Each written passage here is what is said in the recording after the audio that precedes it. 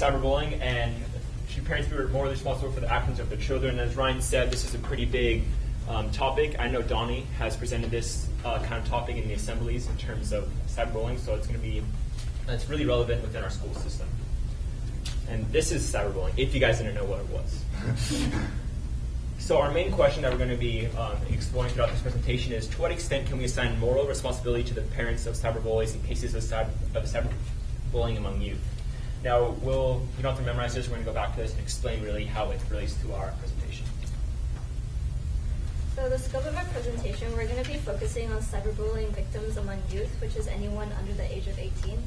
We're also going to be looking at cyberbullying victims where the victim has been mentally or physically hurt. We're also obviously going to be looking at the moral responsibility of the parents. Some things that we're not going to be focusing on are incitement of violence, where the victim has lashed out in any violent manner in any way whatsoever, the criminal and legal responsibility, and cases where the parents have actually directly helped or encouraged their child in cyberbullying. More common than you think. Yeah. Joke club. So leading to some relevant terms in this presentation is obviously cyberbullying. So according to the stopbullying.gov, cyberbullying is unwanted, aggressive behavior that involves a real or perceived power imbalance that takes place using electronic technology. And there are three main types of cyberbullying, which is cyberstalking, flaming, or masquerading or impersonating. And these three definitions are on your handout on the front page. So cyberstalking is when you're basically stalking a person through the internet or some other form of technology. Flaming is when you're posting purposely hateful comments on a public site where anyone has access to view these comments. And masquerading is when you're acting as a different person online or through technology. So this is some more relevant terms related to the way we're going to be approaching the ethical frameworks and the different moral implications of this question. I don't know your guys' familiarity with deontological ethics, but essentially deontology deals with the act or a certain moral act in and of itself and certain guiding principles or values or moral concepts that make an act good or bad. So a Kantian ethical principle is essentially, what? Oh, do I need to get that? So essentially a principle that Kant would deem an ethical principle would be one that could be universalized. So if all people followed a certain rule, that makes that rule good. A lot of people commonly look at the golden rule, do unto others as you would have do unto yourself, as a good example of this, because if it were universalized, then theoretically it would have the most moral good for all people. All right. Now we have a news clip, and this is Mark O'Mara, who's one of the main speakers on this issue, and he really well outlines kind of the major contentions of people in his camp about cyberbullying and parental responsibility.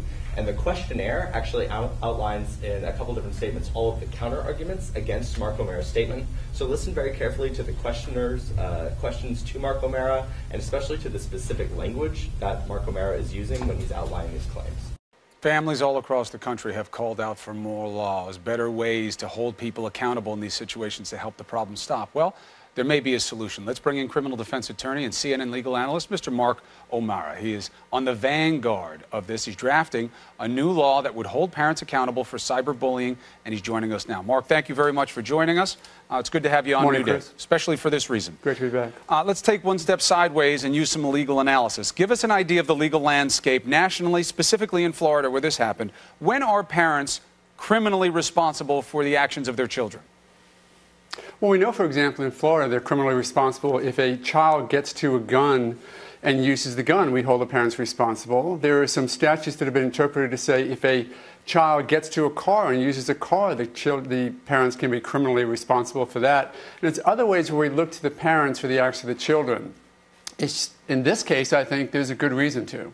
Why? Make the case, because you know the other side is kids will be kids. You can't control them. Nature versus nurture. You lose when they get outside in the world. You can't hold parents responsible. What's the other side?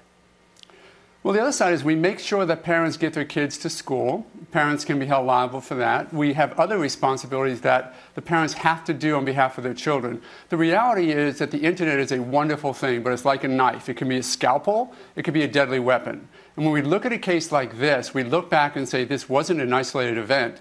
If the parents were not aware of what this child was doing, they should be, and they should be held responsible. We now have an opportunity, an obligation to look at what our children are doing online and to make sure they're doing it responsibly.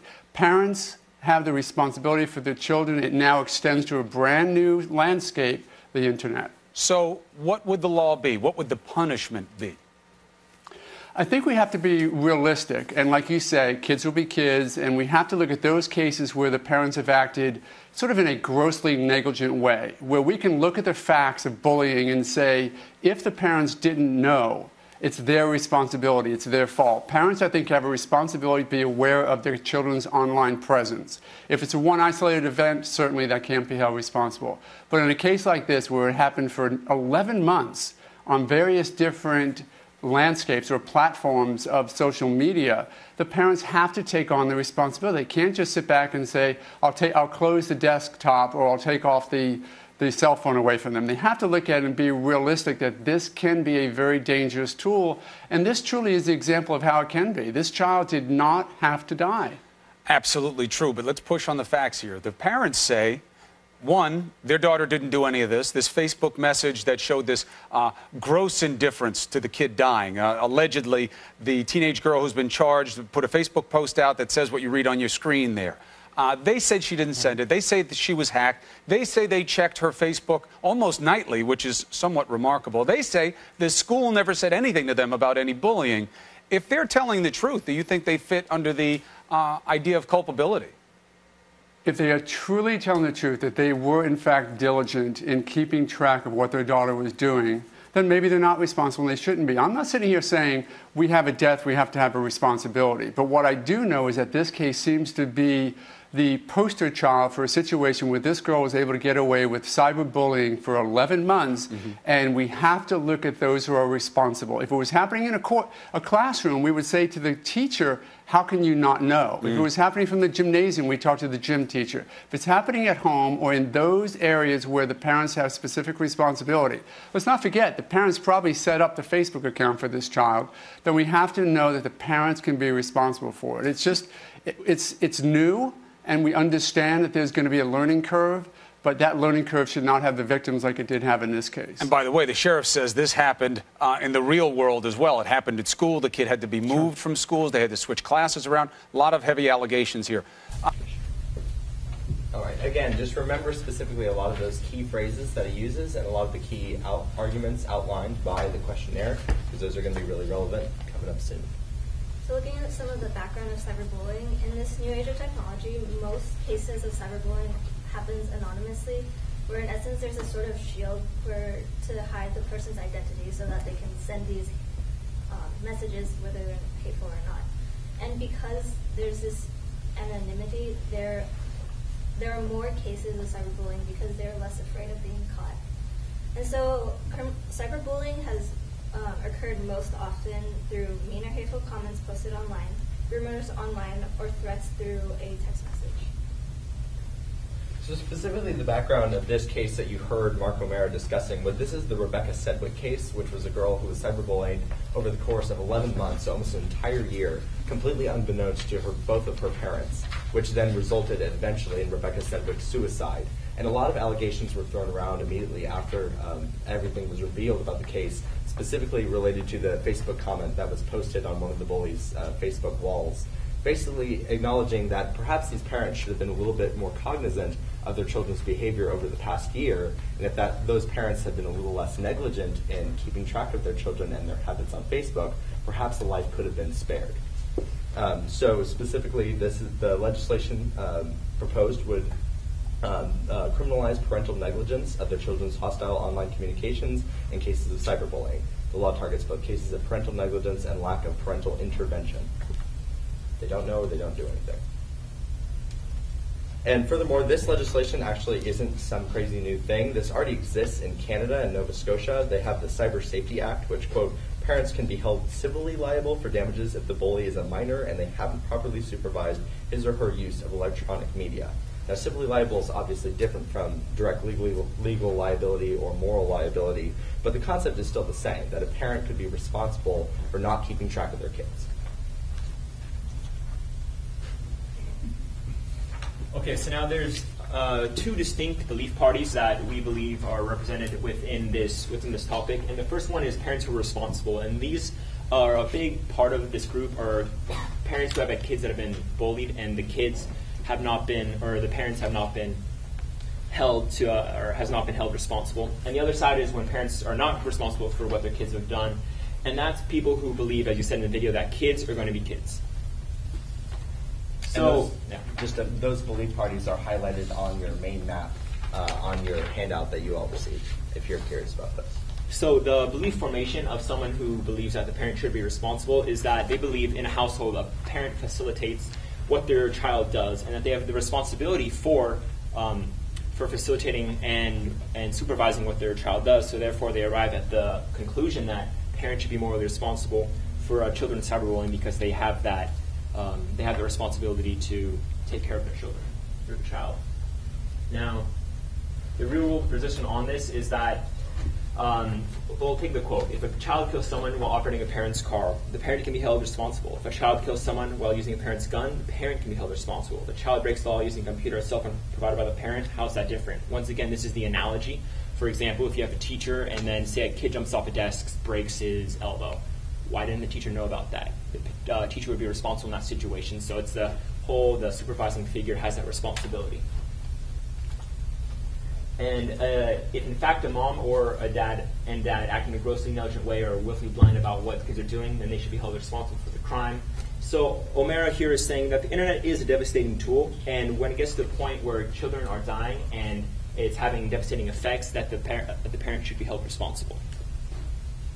But on the other hand of this, we have the people who believe parents should not be responsible, and their belief is formed from the idea that the parents are not able to look at or supervise their child 24/7. Kids will be kids. Parents are not, and therefore they're not entirely morally accountable for their children. For example, you can't be seeing everything your child is doing on Facebook or what they're doing at school. So therefore, the parent should not be held wholly responsible, and that's how they arrive at that conclusion. So the analogy here is that not all household items are considered dangerous, even if they're used in a harmful manner. If there's a baseball bat at home and a child uses a baseball bat to harm somebody else, are the parents responsible for that? So it's the whole idea of the parent doesn't have control of the kid 24/7, and therefore their responsibility should be less than what the law in Nova Scotia would be doing. So leading into the real world heart of debate, we have the question: does any degree of parent negligence relating to the prevention of cyberbullying imply the moral responsibility of that parent? So leading into our KI, we start with looking at the specific language that is used to influence the ethical determination of responsibility and the moral responsibility of the parent of the cyberbullier. From there, we use reason to evaluate whether or not the language used in the claim is relevant or not. And we come to the conclusion that reason is necessary but is not sufficient in the evaluation of ethical language. Which then leads to our KI question. In what ways is reason necessary for evaluating moral language when assigning moral responsibility? Which is also on your handout. All right, now let's get into the nitty-gritty. So specifically what we're going to be focusing on in this presentation is the actual claim language specifically used by Mark O'Mara to justify certain perspectives for and against cyberbullying. We're going to be looking at those from the TOK perspective first, and then think about the implications of those. So Mark O'Mara, again, you've heard this quote: if in fact a mom and a dad act in a grossly negligent way or are willfully blind about what their kids are doing, then they should be held responsible. And we also have this analogy of the weapon and the use of technology as being something that could potentially harm others.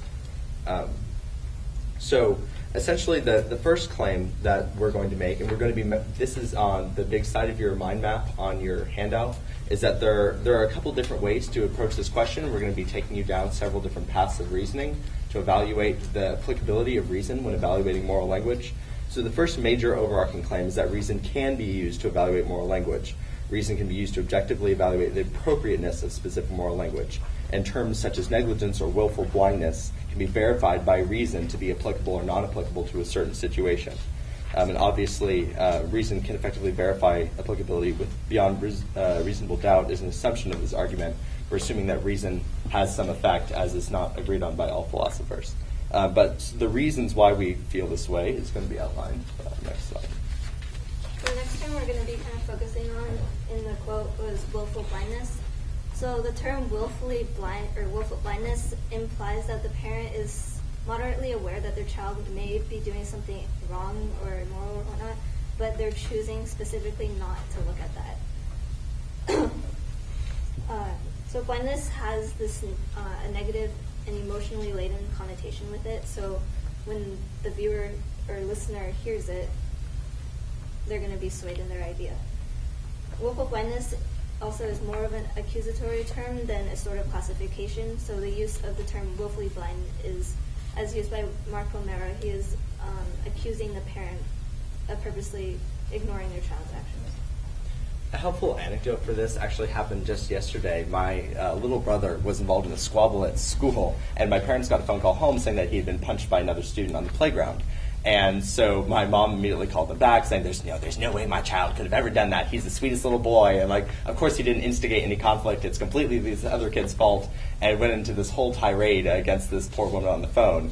And then I drove my little brother to his friend's house, and I asked him about the incident. He's like, well, yeah, me and my friend were pushing him around because he wasn't very good at wall ball, and then he punched us. And so it was interesting for me to see how much my mother was not necessarily reasonably or logically evaluating the situation simply because my little brother is her child. And so in a way, this is highlights Mark O'Mara's position that parents can be willfully blind or naive to the behaviors of their children. An important thing to note, though, especially when we're talking about accusatory language, is that willful blindness implies that a parent is aware of the facts and chooses to ignore them, whereas naivete is more in line with what most of parents do, which is that they are not necessarily capable of completely comprehending facts about their children or their loved ones because of the influences of their affection. So then a counterclaim to this perspective is the picture theory. I don't know if you guys are familiar with Wittgenstein, but he's a philosopher that had several different theories about language over the course of his career. And our base claim is that the term willfully blind accurately pictures the conditions of some moral dilemmas, as opposed to our claim before and the claim before in your mind map. So Wittgenstein's picture theory of language essentially states that language should be used to accurately describe or represent the reality of a situation in the world. And that even though the term willful blindness is ambiguous and perhaps emotionally laden and accusatory, that is, in fact, the correct way to approach this situation. That, in fact, when parents are, let's say my mother is ignoring the realities of my little brother's behavior, that she is in fact being willfully blind to his behavior, even though that term is emotionally laden and accusatory. It accurately pictures the phenomenon that is occurring. And now a rebuttal to that counterclaim is that Wittgenstein's language game, which was actually a later philosophical concept that he came up with in his career in refutation to his previous work. And he said that language should be used not simply to describe the world around it, but language should not be private. I don't know if you guys have heard the analogy of the beetle in the box, but language should be used as a communal method of establishing truth. And if language is only able to be understood by one person, then it loses its meaning. And Wittgenstein might approach Mark O'Mara's claim about willful blindness in parents by saying that willful blindness is a term that only has meaning to Mark O'Mara, and its ambiguity makes it inapplicable in assigning moral responsibility. Now, examining the term negligence, this term implies the failure to comply with duty, which is, again, it's accusatory, similar to willfully blindness. It's also emotionally laden, where it implies that the parent is neglecting their so-called responsibility to watch over their child 24/7. But the primary problem with this is that in this generation, there's a huge generation gap between the parents and the child, where we live in an age of new technology, and our parents aren't always able to be as up to date as we are. Just a personal example: my mom is not very technologically savvy. She has a lot of questions about it, and with her, and in my case, she would be unable to track my internet activity. So again, it's that generation gap where not every single parent has the capability to accurately monitor their child's activity. For now, a counterclaim to the idea that emotion-laden language would be negative in a case such as this is that we're assuming that ethical dilemmas such as this cannot be completely objectively evaluated, and in the case that emotion actually adds a layer of understanding. On 4CA in your guide there, it says that negligence is a term accurately aids in our ability to direct moral understanding, and it can be actually necessary when evaluating moral situations. For example, the use of chemical gas in warfare or the mass genocide of children in schools. Those are acts so horrific that they exceed our ability to understand them without emotional language, and that's the claim. That's the rebuttal here. That sometimes, but not always, emotional-laden language is necessary when evaluating a horrific crime or a crime that exceeds our ability to comprehend it. And this will reflect in a later statement we're going to give about an alternate perspective to this case altogether. So a rebuttal to this counterclaim is the ambiguity of terminology. Negligence is too vast a term to be effectively applied as moral language. And this is an interesting kind of thought experiment. Is the negligence of a parent who leaves their toddler in a parking lot unattended the same as the negligence of a parent who forgets to check their child's online activity? While both may end up resulting in the death of a child, we have certain associations with different kinds of negligence based on our community and our horizons of significance that we have with our understanding of parental responsibility. Leaving a child unattended in the parking lot reflects directly on that parent because the parent probably brought them to that parking lot, and it's probably them accomplishing the task of getting their groceries or doing some other task is the reason that the child is there in the first place. The child didn't choose to be there. Now, in cyberbullying cases, the child chose to have the Facebook account. That's something that the child desires. Although the parent facilitated that desire, it's not a grocery trip for the mother. It's now a Facebook account for the child. So that affects the way that we perceive negligence, and those two negligences perhaps are different, and because of the way that Mark O'Mara's language is phrased, that ambiguity is not covered, and because those two options are still available, it's difficult for this to be applicable in assigning any moral responsibility to either party.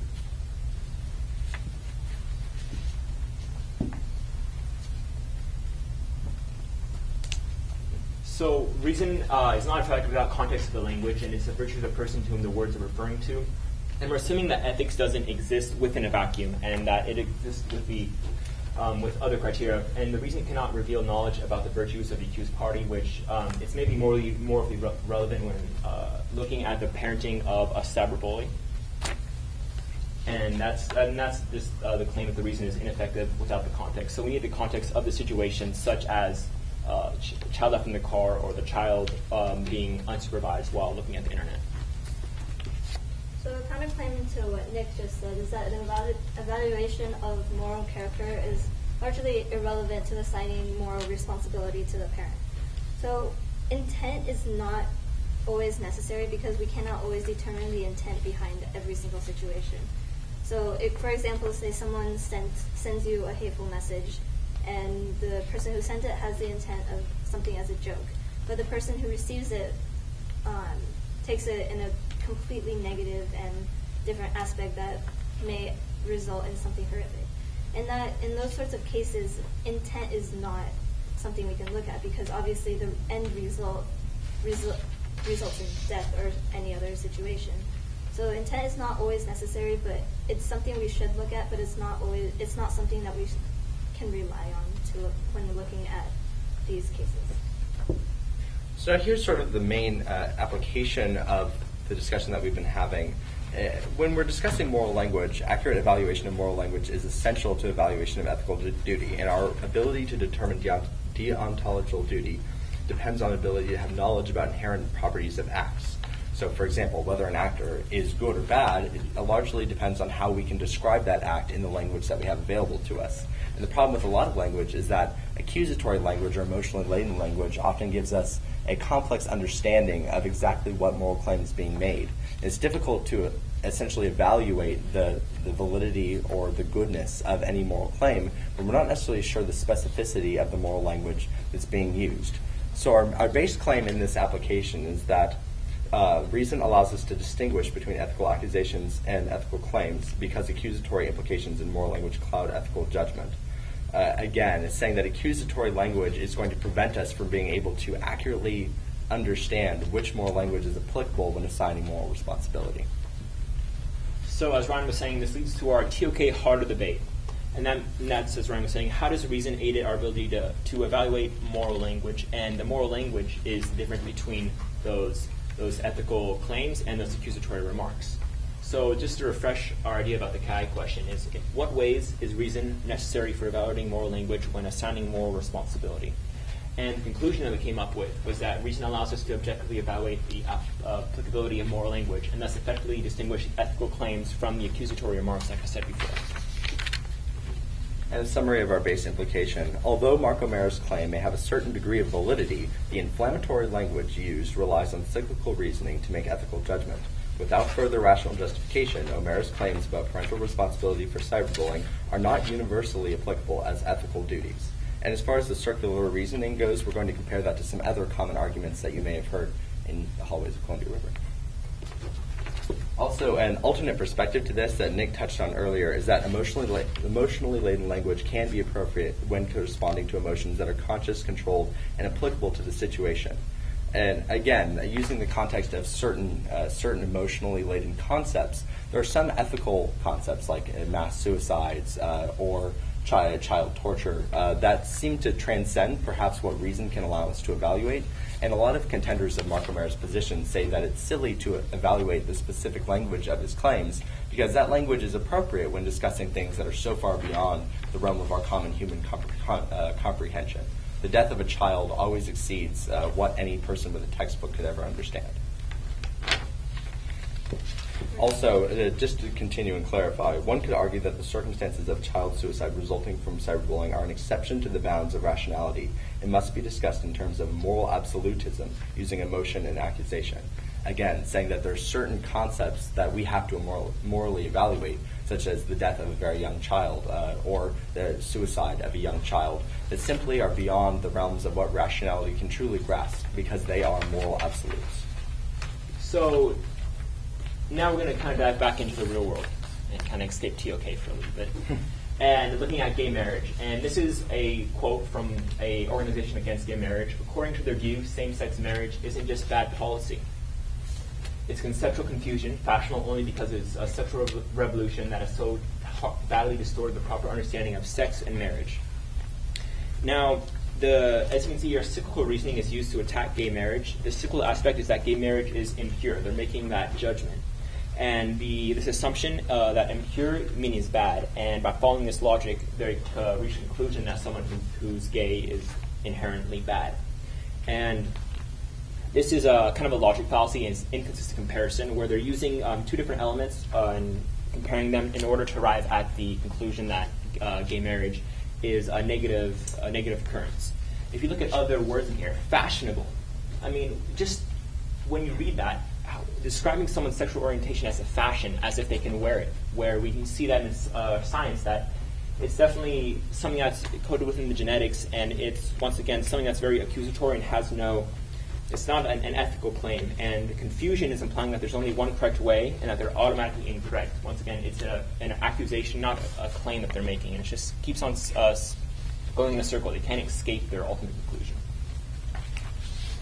The next implication we're looking at is abortion, and this is a quote by Mother Teresa, and she says, "But I feel the greatest destroyer of peace today is abortion, because a war against a child, a direct killing of the innocent child, murdered by the mother herself.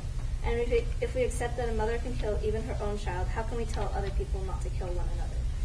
And so this quote in itself by Mother Teresa uses extremely emotionally laden language in talking about abortion. But as she says, abortion is the destroyer of peace, where you're killing the innocent child. And by using those specific terms, the audience who hears this is obviously going to be swayed slightly in the sense that these words have this negative connotation to them that implies that the mother is a murderer for choosing abortion. Instead of rationally justifying her claim, she uses words like murder and innocence to essentially accuse the listener and the accused victim party that their claim is invalid and therefore is morally impermissible. And unfortunately what that does is, again, it cyclically locks the evaluator of such a claim into making some certain assumptions about any such party who would perform such an act. Now, even if you think that abortion is okay, you're forced to consider any person who performs an abortion to be a murderer. And again, with those words with the negative connotation to it, the viewer has no way to step outside of that box and outside the box of the connotations. Kind of a funny example. This is a site, I don't know if you guys have heard about it, it's called The Truth About IB. And essentially, what you think would be an interesting examination of perhaps the merits of an academic program is actually a very interesting religious program analyzing IB as an indoctrinating force to essentially prevent any human beings that go through it from having any of their own opinions. And it definitely uses a lot of emotionally laden language, but here's a specific example for you. The IB believer profile serves the purpose of a religious creed or confessional statement. The purpose of the program is not to identify or study international mindedness, but to produce it in program participants in whom it was previously absent. There's a certain missionary zeal in this objective. Now, as someone who's been through this program before, and as you probably are feeling right now, that doesn't necessarily accurately describe how you feel in IB. But again, when you read this claim, the use of certain words like missionary zeal or confessional statement lock you into a certain train of reasoning due to the accusatory nature of this language.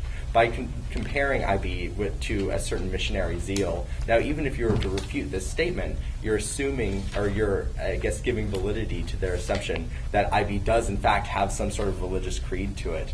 And so again, the evaluator is locked into a perspective of moral evaluation designated simply by the accusatory language of the claim itself.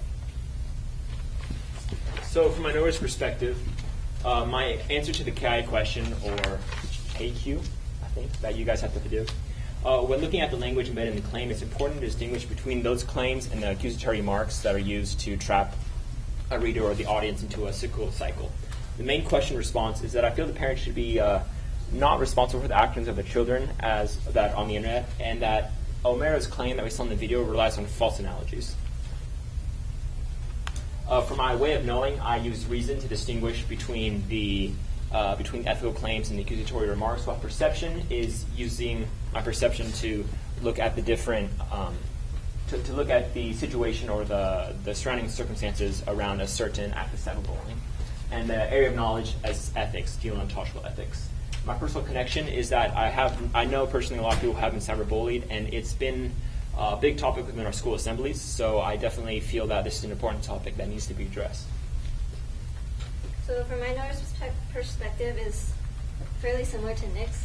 My response to the KQ is that reason is a necessary tool to evaluating the moral language and when assigning moral responsibility.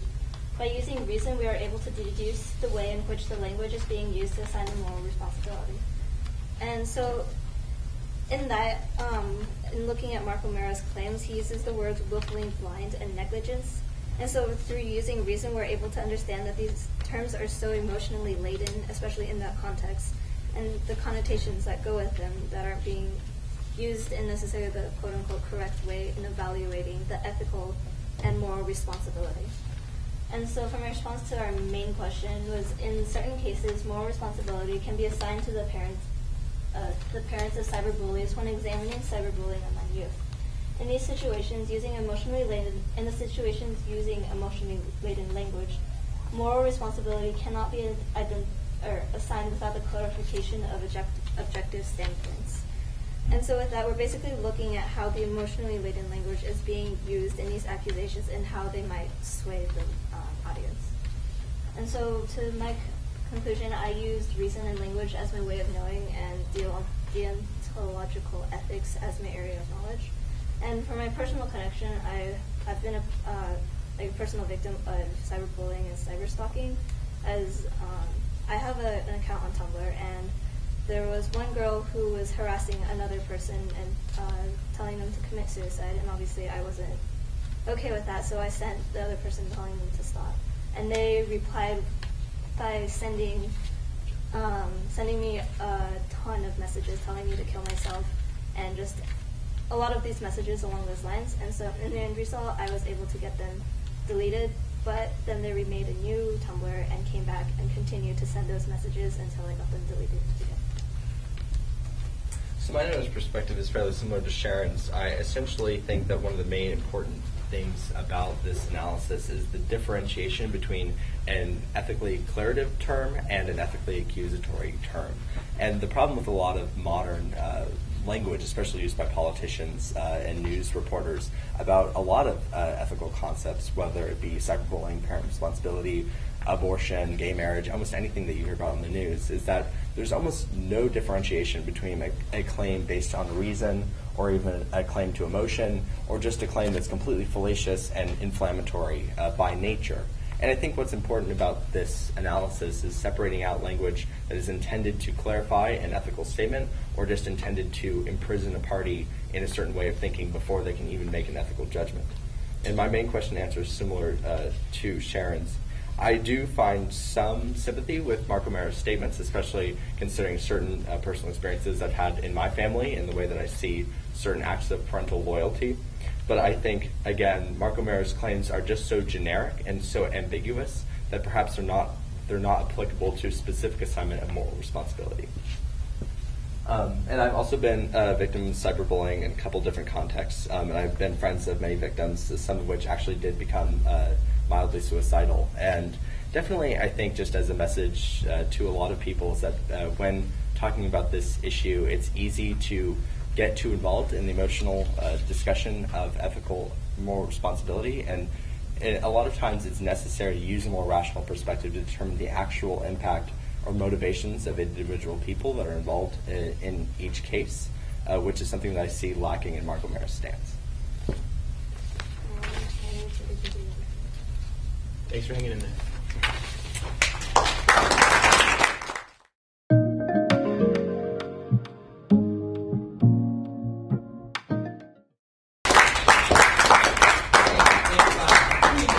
Right down here, center stage.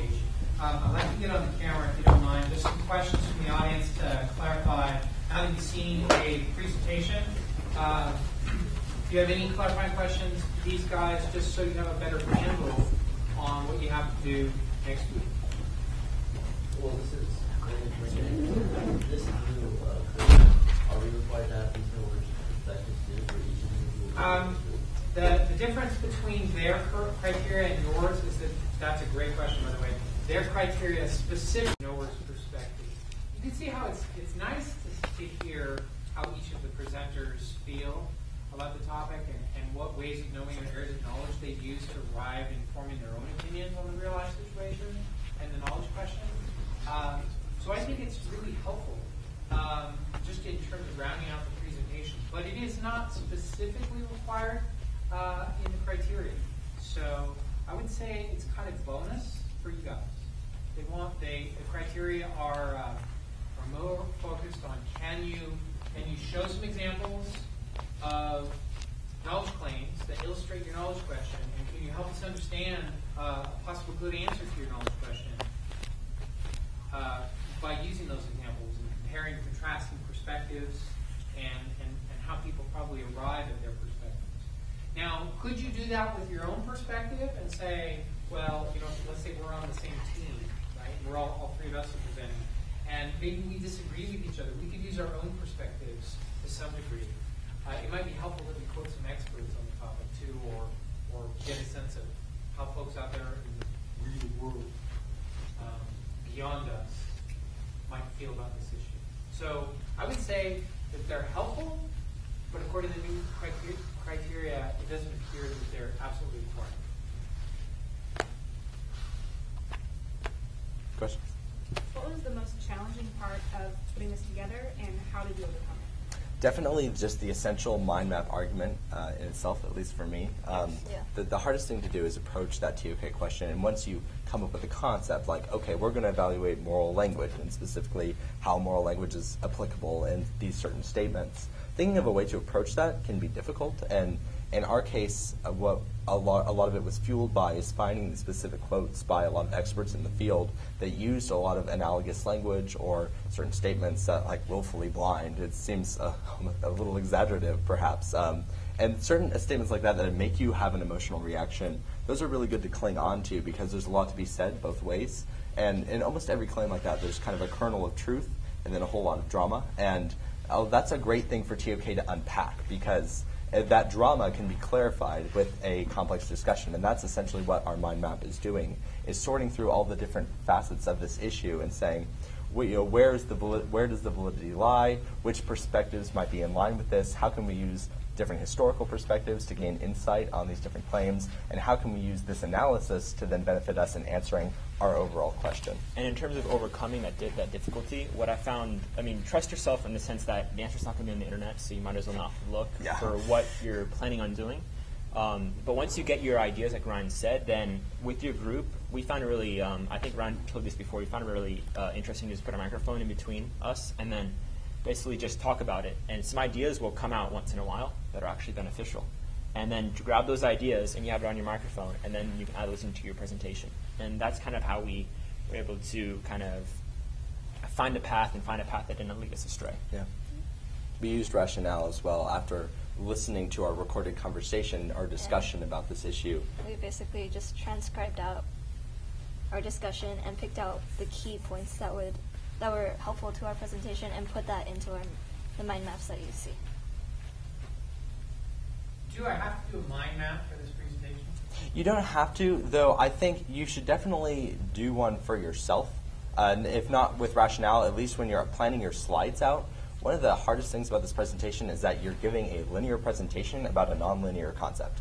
And TOK is just not really designed to be given in a linear order of PowerPoint slides. It doesn't really make sense that way, which is why you see a lot of philosophy in books and in complicated discussions or in more verbal presentations. So definitely I would say if you can have a more three-dimensional guide of what you're going to say and kind of what your claims are, that will help you to facilitate your discussion orally and not just with your PowerPoint slides, because the slides, even if they're really well made, can be hard to follow just because it forces you to bounce around between a bunch of different perspectives, whereas the map allows you to see chains of reasoning. My 2 cents.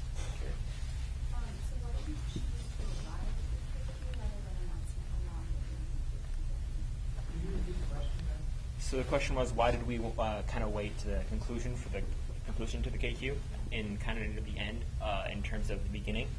Because I feel that to make it a little more interesting and to stay true to the method that we arrived at the conclusion, it was a progression. So we kind of wanted to show the progression of our ideas, and it was for me, it was eye-opening to see, okay, you do have to make a distinction between the accusatory remarks and the ethical claims. And then once you have that knowledge, then you can better understand your conclusion. In terms of if you put the conclusion before, then you might take a lot for granted, and you might kind of forget to explain a certain part that's really pertinent to arriving at that conclusion. There's also just a huge scope of this topic. Definitely, I'm sure when you guys saw the video, you felt a little odd. Like, if I were a parent and my child cyberbullied a kid, would I want to go to jail?